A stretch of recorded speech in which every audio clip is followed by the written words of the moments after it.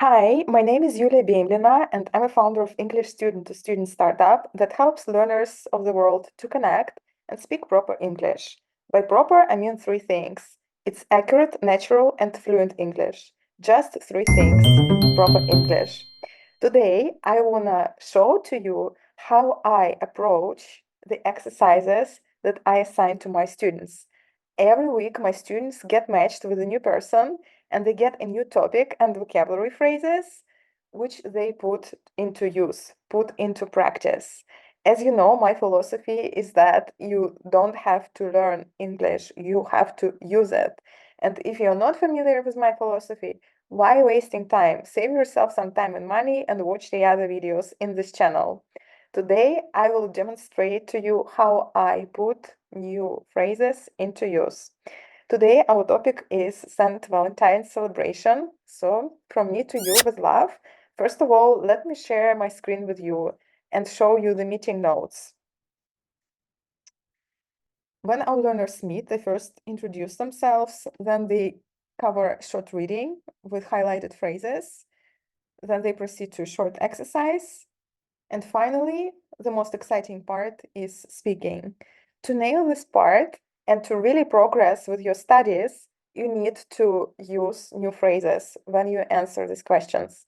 Sometimes learners say, oh my gosh, I can do only one thing. I ever speak with a person in front of me, or I think about phrases. But well, actually, speech is about multitasking, and you need to learn how to do all of that together. And I'm here to help. It's all really about your focus. You have about 10 phrases from the text above and give yourself some time. Create a pause. Don't jump straight through into practice. Nobody is here to rush you, right? So, first of all, just go through the phrases. This week we have to celebrate love and affection, right? It's all about St. Valentine's, express feelings through gestures, businesses capitalize on something. Let me correct it right on the go. Emphasis on materialism, special outings, superficial holiday, pressure to conform outside of marriage, acts of kindness, and indifferent.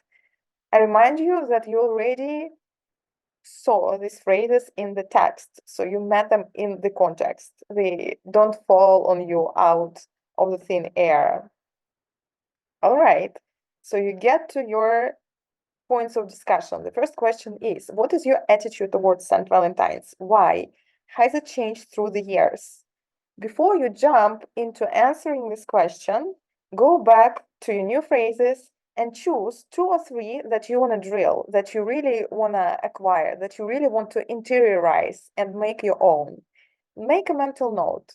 As for me, I wanna really remember, let me see. I want to remember superficial holiday, pressure to conform, and express feelings through gestures. I jotted them down.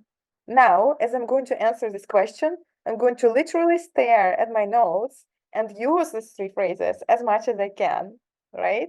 All right, so I'm going to tell you about my attitude towards St. Valentine's and whether it has changed through the years. Well, actually, it has changed through the years. When I was younger, I was more cynical, and I used to think that this holiday is superficial, that it's there just for the businesses to capitalize on our emotions and make profits. Nowadays, I don't think so anymore. I cease to think that way. I don't think this is a superficial holiday anymore. I think it's a great chance for us to express our feelings through gifts and small gestures and acts of kindness. It's really great to have a reminder throughout the year to stop and think about people who you love. It could be your parents, your friends, or your romantic partners, or your clients. It doesn't really matter. It's great to pause and express your feelings through the gestures of kindness. As for the pressure to conform, again, I felt this pressure to conform when I was younger. I was a rebel. I wanted to rebel against adults, teachers, and whoever was an authority figure. Nowadays, I don't feel this way anymore. I don't really care if there is a pressure to conform or not. I don't try to be a non-conformist anymore. It's okay for me to be like everyone else, really. It's fine. I just wanna have this moment where I can share my feelings with others around me.